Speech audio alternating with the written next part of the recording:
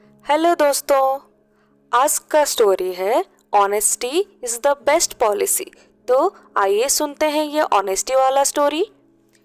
एक राज्य में एक राजा राज करता था। उसके पास एक बहुत सुंदर महल भी था। राजा के 3 बेटे थे।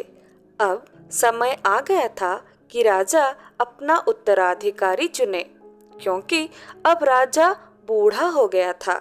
लेकिन उसे समझ नहीं आता है कि वो कौन से बेटे को अपना राजा बनाए। इसलिए उसने एक उपाय सोचा और तीनों बेटों को अपने पास बुलाकर उत्तराधिकारी वाली बात बताई। राजा ने तीनों को एक एक बीज दिया और कहा कि ये बीज आपको एक गमले में उगाना है और ठीक 1 वर्ष पश्चात मैं देखूंगा कि आपने बीज को कैसे रखवाली की है और उसे कितना बड़ा किया है। इसी आधार पर मैं अपना उत्तराधिकारी चुनूंगा।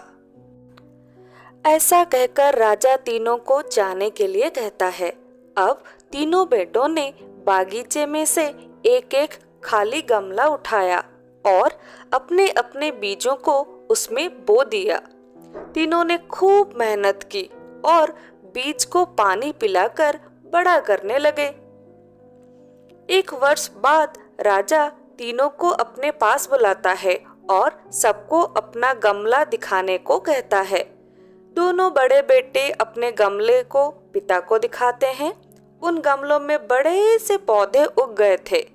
अब तीसरे बेटे की बारी आती है तो उसका गमला खाली मिलता है।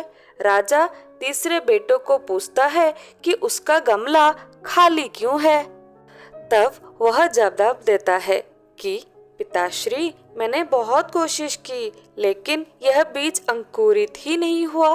मैंने इसे वर्ष भर पानी पिलाया और देखभाल भी की। अब राजा कहता है कि वक्त आ गया है कि मैं अपने उत्तराधिकारी का नाम बताऊं। राजा अपने तीसरे बेटों को राजा बना देता है। तभी उसके दोनों बेटों ने आपत्ति जताई कि पिताश्री, हमारे गमलों में बड़े पौधे थे, लेकिन फिर भी आपने इसे राजा क्यों बनाया, जबकि इसका गमला तो खाली है। ये तो अन्याय ही हुआ ना। तब राजा ने तीनों को पूरी बात बताई कि उसने 1 वर्ष पहले तीनों को उबले हुए बीज दिए थे, जिनका पौधा बनना तो असंभव ही है। इसीलिए तीसरे बेटों का बीज नहीं होगा। लेकिन तुम दोनों ने तो असंभव को संभव कर दिया। और फिर वह हंसने लगा।